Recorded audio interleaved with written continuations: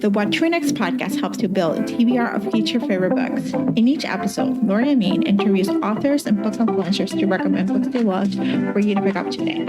If you're an avid reader, always looking for your next great read, then the show. Hi, Laura. Welcome to What to Read Next podcast. Hi, thank you so much for having me. So happy to have you here. So we did an Instagram Live a couple years ago, and then we did a podcast with Willow, but you haven't been on the show on your own. So I'm so excited to have you here. I was so excited when they said you wanted to. I'm like, yes, I love her. I was thrilled to do it.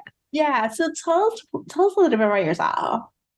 I'm a wife and a mother. My husband and I are about to celebrate our 30th wedding anniversary next month, which ages me quite a bit, but it's okay. We've been, married 30 years, so that's exciting. And I have two amazing kids that are, adulting now and doing great things. And I was a teacher for, I think we had talked about that last time, for 17 years and an avid reader, and just started writing and then kind of took that leap to write full time. And it has so far, exceeded my expectations. I didn't know how it would be, but it turned into, a really fun new career for me, and I'm loving it. I love the fact that we can talk about these careers. Like we have, I think growing up, we were told we were going to have one career, and that's where we grow. We live, we die, we stuff. And the reality is that as we grow older, we have a second, a third, a fourth, a fifth career. Like they're always like you're evolving. And so It's taking leaps and trusting the process, trusting what comes, and allowing yourself to try something different and be like amazed by the process, Totally. It's so true. And if you had asked me even, I guess how long ago since I was in college, people ask me all the time, did you always want to be a writer? I never even knew it was possible. Mm-hmm. So you're right. Like the way I thought I would always, and I'm lucky because I've had two careers that I really loved. I loved teaching while I did it. Mm-hmm. I always kind of had this feeling like there was something else. I can't explain it, but I knew, but it wasn't because I wasn't happy with what I was doing. It was the right profession for me at that time when I was raising my kids. It just worked. I don't think I could have done what I'm doing now because this is, a lot more hours, time consuming, like it is different. So I think different phases of your life, this has been a great experience for this time in my life to find something that I'm super passionate about. And to take that, risk and try it. But you're right. You just never know what you can do or what the plan is. So I think staying open to everything and believing that you can do things. You don't have to be a literature major or, I was not an English standout by any means. No one ever said you should write a book. I think I always had a pretty good imagination, for daydreaming and thinking of things. So I think that's very true. We're always evolving and changing. Yeah. So you're right now well known for your small town romances. That's where we are known for you for, but you have other romances. So if someone's new to getting started to your backlist, what kind of books, what kind of series do you want them to recommend for them to start with your backlist? Yeah. So, when the first series, I did do a traditionally published 2 books early on, and those are written in third person. So they definitely are a little bit different vibe as far as, I'm always hesitant for someone to start there because the rest of the books I've written they're in first point of view. So I would start with, the More Jade, the Love You More series was like a college trilogy. Mm-hmm. And then the Montgomery brothers were kind of a contemporary billionaire brothers series, which were really fun. And then I kind of found my small town groove with Willow Springs. Mm-hmm. And continued with Honey Mountain and now Cottonwood Cove. So for me, I usually tell people Willow Springs or Honey Mountain to start with. But then I have friends that are like, why not? A lot of people like the Montgomery brothers. So it's, I'm so critical of my own. I'm always like, oh, those weren't good back.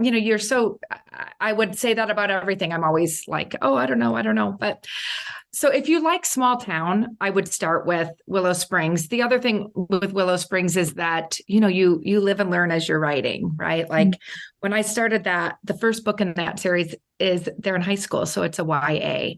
It was just this kind of burning story in my head that I wanted to write.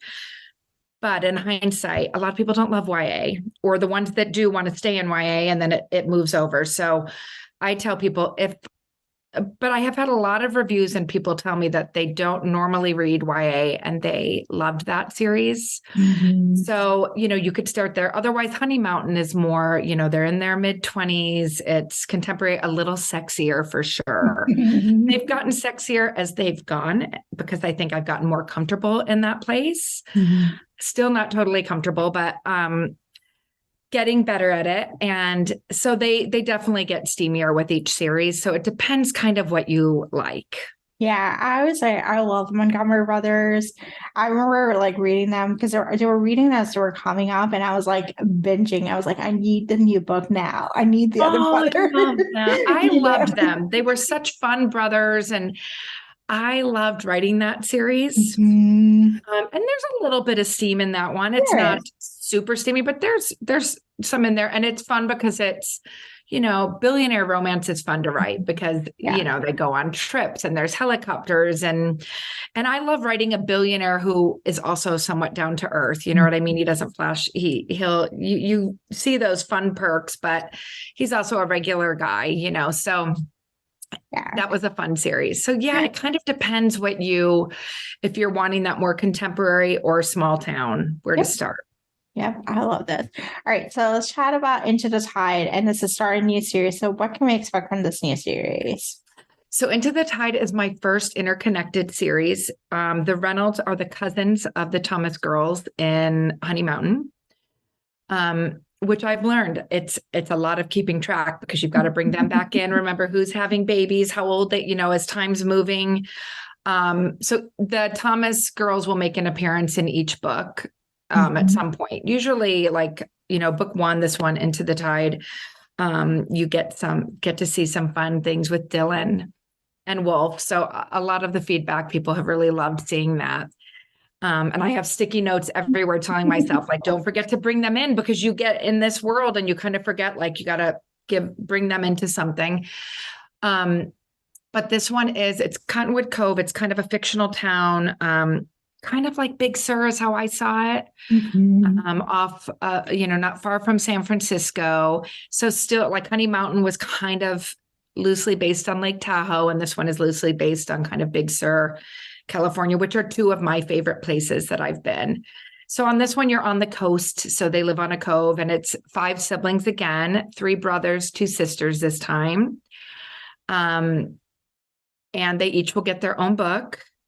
Great family dynamics, lots of fun. Like a lot of people have commented in the reviews about the hilarious family text chain. And I have 5 siblings and we are on an endless text chain. And so I think the text part is so fun for me because there are times I wake up and look, I'm like, what is happening? There's so many and they're random, so it's that part I love writing the siblings relationship, but then, and Into the Tide, it's a brother's best friend. She's home for the summer, virgin heroine. And she kind of has this to-do like list of things she wants. She feels like she hasn't really lived. She's been so focused on, and I think that is a common thing that happens, like where you're so driven. She's, was a runner in college and won nationals and a straight A student and trying so hard to prove her worth in a sense because she had a really rough childhood. And so she comes back for this summer before she's going to move back to Chicago for this job she's been offered. And she works for her brother's best friend at his restaurant and she starts checking things off that list. Oh, I am so excited.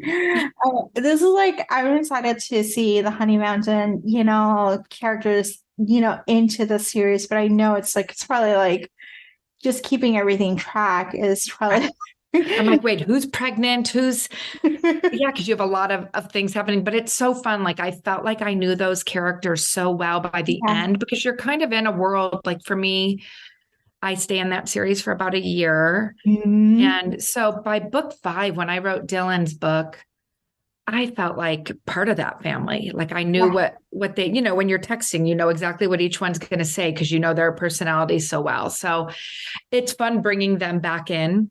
Yeah. Oh, Yeah. I'm very Yeah. excited. All right. So let's chat about some book recommendations. Do you have any books to recommend our listeners to pick up? Oh, so many. Oh my gosh, so many book recs. And it's funny because I don't get to read as often as I used to. Mhm.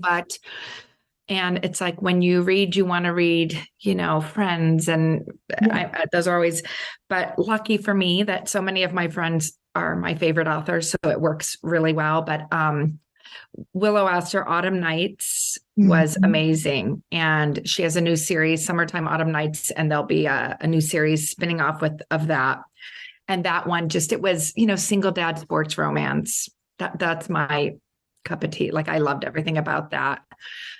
Candy Steiner's, I think Mhm. it's called The Red Zone. Blindside, I loved. All of them I loved, but Blindside and Yeah. Hail Mary were two that just all consuming. I loved those. Yeah. I love that sports, and that series is kind of college age, which is such a fun kind of coming of age Yep. time. And I loved those, and being like, having that sports side to it too was fabulous. Um, Elsie Silver, Small Town, I love. Flawless, Mhm. that series, Flawless, Powerless, and I can't remember what's the other one. I I love them think all. it's Heartless. Heartless. Heartless. Yes. I was Yeah. like, wait, I know it. I know it. Those loved, amazing small town. Adriana Locke, Catherine Mhm. Cowles, Lena Hendricks, Sammy Silvis. The Marnie man is, I read everything she writes. She Yes. is, and it's fun for me with hers because they're very different from mine. There's, Mhm. contemporary, and she's just kind of a word wizard to me. Like she's just good. So I loved her intern, that series with the brothers, fabulous. Yeah. Anna Hong is a new one to me, and I love hers. The Yeah. Twisted series, those consumed me. Tia Louise. Yeah, I try to read Samantha Young, love Yeah. her. Yeah. So it's hard. I don't read the way I used to, but when I kind of treat myself, and then I'll like, read a new series, and then I'll binge it, and then I don't get to read for a while again. Yeah. But yeah, so I'm sure I'm forgetting a million, but those are No, a lot. you gave us so many amazing recommendations, and I agree with many of them. And some other ones, I'm like, oh my gosh, I need to add this to my TBR. Yeah, Like there's I need to so bump it many. up. Hail Mary, I just finished that one. It was deliciously so good. Wasn't that good? I loved that one. So good. Her heroines are so fierce and Yeah. off. Like I loved that one. And that one, had she's great because she gives you that they're sexy and swoony, but there's all that angst and Oh, emotion. And she sucked me in right from the beginning with that history. And yeah, it was yeah. brilliant. It's so good. So, thank you for the recommendations, and thank you Yeah, for starting a new series. of course. I'm honored. I love it. I'm excited. So, Laura, tell us where you can find you online.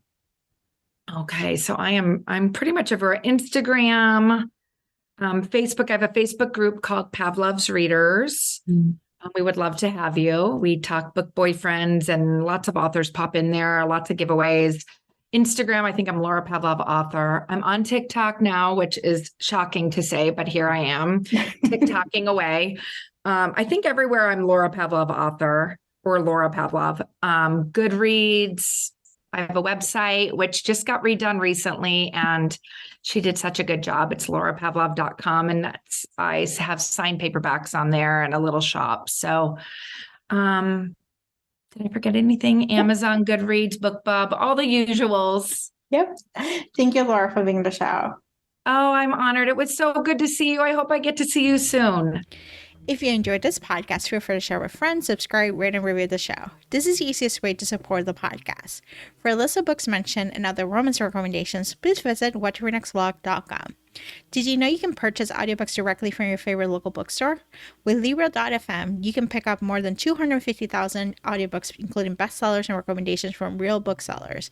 You'll get the same audiobooks at the same price as the largest audiobook company, you know the name, but you'll be part of a different story, one that supports your local community.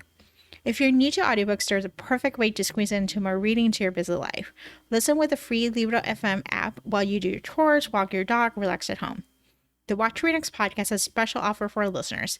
Get 2 audiobooks on Libro.fm for the price of 1 with your first month of membership. Use code What to Read Next.